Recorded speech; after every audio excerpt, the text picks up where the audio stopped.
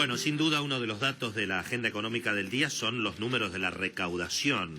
Ayer finalmente el gobierno informó casi 451.000 palos fue la recaudación. Una fortuna incalculable, toda del sector privado. Pero a pesar de eso, todavía hay déficit fiscal. Los datos de la recaudación mostraron en alguna medida, bueno, que el nivel de actividad económica, especialmente de mayo y sobre todo de junio, efectivamente ha empezado a recuperar. Si bien la recaudación subió un poquito menos que la inflación de los 12 meses desde julio del año pasado hasta julio de este año, fue en alguna medida la diferencia más chica entre la inflación y el volumen de la recaudación, bueno, mostrando justamente en los números que la actividad económica lentamente, en forma dispar, se va recuperando. Vamos a charlar justamente, y lo hemos invitado a la agenda económica, nada menos que al titular de la AFIP, a Leandro Cuccioli. Hemos hablado alguna vez con él justamente a propósito de lo que está ocurriendo con la recaudación, así que, conocido el dato, está dispuesto a charlar un ratito con nosotros. Leandro, un gran abrazo. Te saludamos aquí todos en el programa de Marcelo Longobardi. Willy Cogan, ¿cómo estamos? ¿Qué tal, Willy? Buen día a vos y a toda la mesa y la audiencia. Buen día. Bueno, ¿qué hay que entender de los números de ayer? Además de que el gobierno se llevó 451.000 palos, que es una fortuna incalculable, obviamente. Creo que lo que tenemos que resaltar es la tendencia positiva de la recaudación que vos recién mencionabas, que muestra sin dudas una recuperación de la economía, porque donde vemos los aumentos de recaudación muy difundidos entre los distintos impuestos, ya puede ser el IVA, que creció un 52%, o el impuesto al cheque, que es el que nosotros miramos mucho porque se recauda en el mismo mes, no es la declaración jurada del mes anterior, claro, sino que te da una buena casi predicción de lo que te puede pasar con el IVA en el mes que viene. Dio 56%, con lo cual claramente arriba de inflación, y un dato que creo que todos miramos porque hace al bienestar de las familias, que es el tema de la seguridad social, los aportes de los empleados, de las contribuciones de los empleadores, que está muy relacionado al salario real, que es lo que obviamente el año pasado tuvo un gran impacto, creciendo a casi el 40%, y cuando le sacase la reforma tributaria, que la reforma tributaria aumentó el mínimo no imponible para el pago de contribuciones, es casi 45% lo que sube la seguridad. Y además, eso sí lo recuerdo, cuando mirábamos los números del primer trimestre de este año, la seguridad social subía al ritmo 25-30, ahora está subiendo al ritmo 40, ¿no? Sí, es donde vemos la mayor recuperación de los últimos meses, que un poco es la contracara de esta recuperación progresiva del salario real, digamos, ¿no? Primero impulsado por el agro, me acuerdo de haber hablado con vos hace unos meses y decíamos, la economía tocó fondo sin duda, y desde ese momento empezó con el agro, se difunde en los pueblos, la actividad se pone en marcha en los pequeños almacenes, en todos lados, y lo terminás viendo en el salario real y lo terminás viendo en el IVA y el impuesto al cheque. Contanos cómo está la expectativa y la perspectiva del plan de regularización de impuestos. Entiendo que hay tiempo hasta el 31 de agosto para meterse en la famosa moratoria de las 60 cuotas, ¿no? Sí, no es una moratoria, es un plan amplio, como lo hemos llamado, de 60 cuotas, hasta 60 cuotas, para poder regularizar deudas vencidas hasta el 30 de abril. Nosotros habíamos lanzado un plan que el contribuyente podía regularizar deudas vencidas hasta el 31 de enero.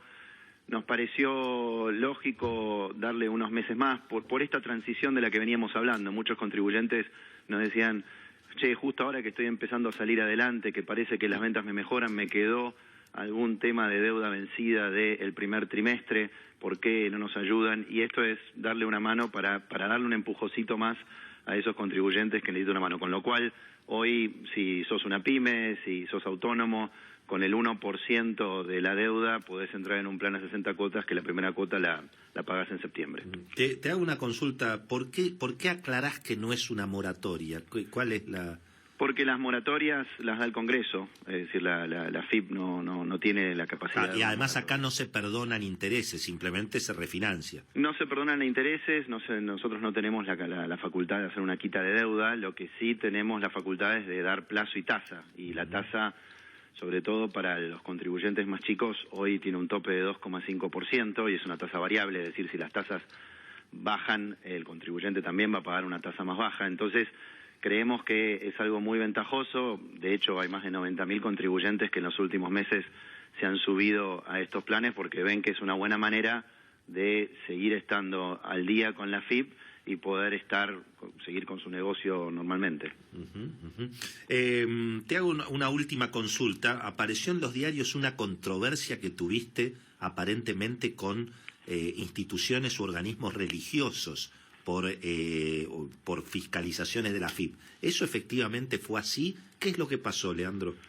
No, no fue así. Hubo en algún momento uno de los gremios que habló sobre ese tema, pero lo que hay con las instituciones religiosas, no solo, digamos, la Iglesia Católica, sino en general, hay un régimen general, digamos, de presentaciones que se tienen que hacer, están exentas, obviamente, sí, de impuesto a las ganancias. Pero siguen exentas, entonces. Sí, por supuesto, y lo que hicimos en estas últimas semanas, que era algo que veníamos trabajando hace mucho, estas cosas no se hacen de un día para el otro, es simplificar el proceso por el cual nosotros reconocemos esa exención a través de, digamos, el reconocimiento que hace el Ministerio de Relaciones Exteriores y Culto de una actividad religiosa. Así que no es un tema, nosotros, digamos, en también las instituciones sin fines de lucro, la idea ha sido también ayudarlas en todo este periodo con planes especiales, etcétera. El presidente nos ha pedido especialmente estar muy cerca de este tipo de contribuyentes